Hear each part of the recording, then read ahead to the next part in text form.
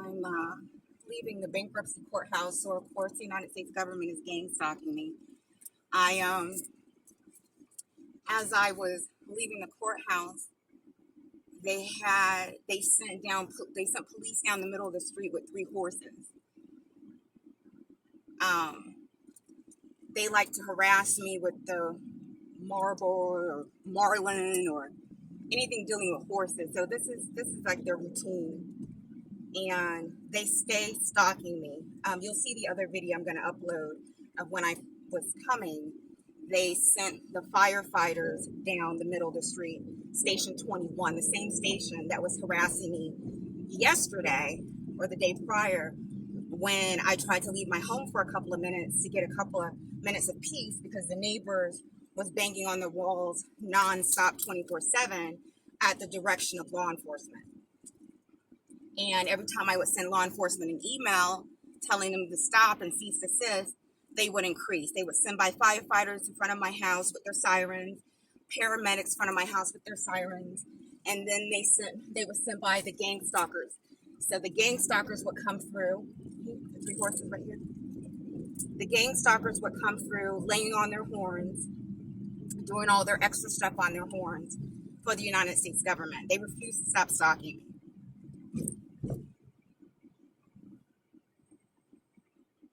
So APD, Fulton County, as I stated previously in my filings, my FOIA request, it's the entire state of Georgia that has been gang stalking me nonstop 24/7. Now, these horses, they don't even know, they shouldn't even be in the street. They should be on a farm somewhere living their lives. But, the city of Atlanta being the city of Atlanta, as opposed to taking care of human beings and people, they would rather mistreat animals and then mistreat human beings and then use money to militarize the United States or the city to cause more problems, because police presence doesn't mean that there's going to be less crime. The police in my area are actually causing the crime.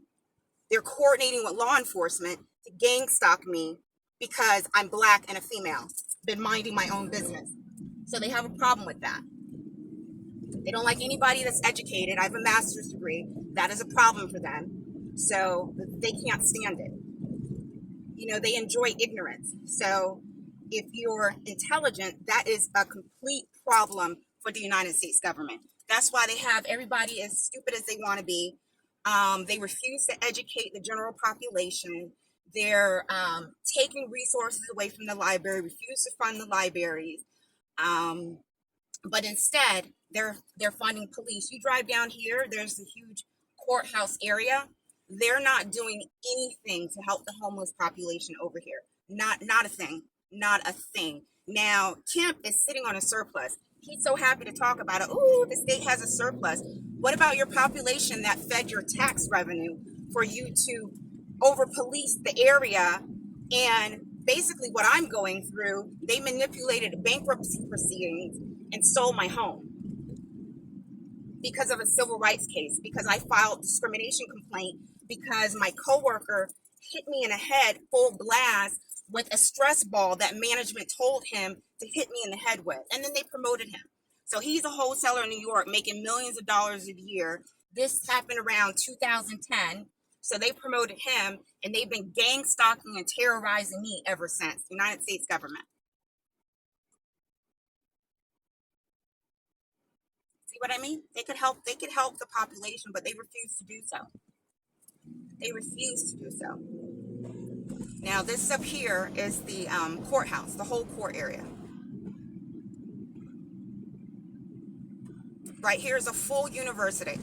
Full university. They got free meals and all that stuff. All the extra meals that you guys have, you guys could be feeding the population over here in the area. But no, they refuse to do that. They get kickbacks and revenue from the city and the state. These churches around here, they could be helping the churches, funding more, well, the churches that are actually helping people, because there's churches that are not actually helping people. They're just, brick and mortar stores with somebody slapping their name on, pretending to be a pastor like Raphael Warnock over at Ebenezer Baptist Church. He's a senator, might I add. And he's allowing people to be tortured, harassed, government to manipulate legal proceedings. They removed my counsel twice. I had counsel on my EEOC case. First of all, the EEOC was litigating, so let's start there. It was over 25 people. 25 people they approved off of my original complaint.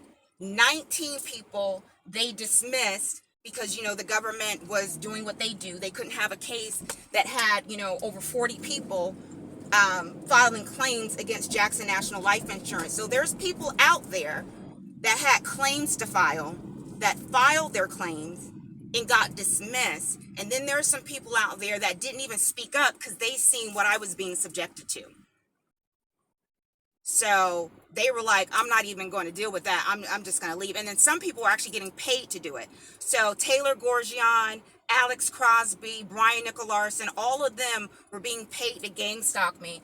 Of course, the United States government protected them, gave them jobs, gave them resources. Their wholesalers making over $2 million a year, lied to the government, told the government they were only making $300,000 to $500,000, but submitting affidavits to the EEOC that they're making $800,000.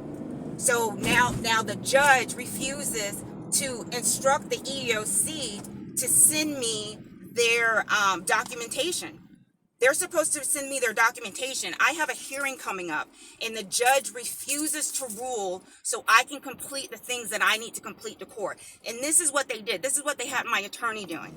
They had my attorney refuse to ask for the information. They had Heather refuse to ask my attorney for the information. And then all of a sudden, a year passed, and then she's like, well, we didn't get this stuff during this time period. And I was like, well, I had an attorney this entire time. You could have been asked him for that information because you coordinated with him and the court to have him removed off the case, lying about someone posted your primary residence when in Denver, Colorado, she was claiming 2 primary residences. So the court was like, the court goes, well, you can't file anything about the judges and you can't file anything about the attorneys. What do you mean I can't file anything about the attorneys? She had my attorney removed. That's obstruction.